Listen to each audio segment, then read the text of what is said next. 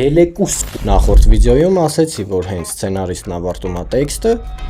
հրապարակում սկսվում է խառնաշփոթ, ու հենց այստեղ հայտնվում է այն մարդը, առանց ում կինոն կմնար ուղղակի թղթի վրա։ Արի ծանոթացնեմ պրոդյուսերի հետ։ Շատերը կարծում են, թե պրոդյուսերը ուղղակի են հարուստ հովանավորն է, ով փող է տալի ու սպասում ֆիլմի ավարտին։ Բայց իրականում պրոդյուսերը կինոյի ամենաառաջին ու ամենավերջին մարդն է։ Ինքն է ընտրում սցենարը, ինքն է վարձում ռեժիսորին, հավաքում թիմը, կազմակերպում բյուջեն ու ամենակարևորը՝ վերահսկում, որ ֆիլմը ժամանակին ու ճիշտ բյուջեով պատրաստ լինի։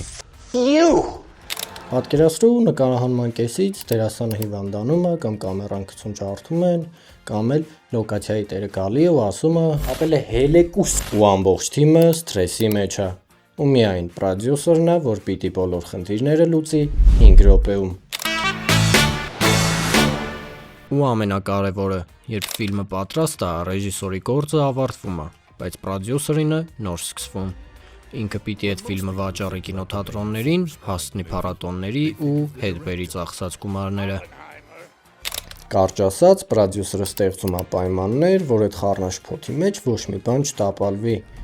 Իսկ թե ով է այդ ամբողջ քաոսը վերցնում իր ուսերին ու սկսում կառավարել, կամ ում չեն սիրի ամենաշատը նկարահանման հրապարակում, կասեմ մյուս վիդեոյում։ Իսկ դու քո տարբերակները գրիր թե մի տեղ։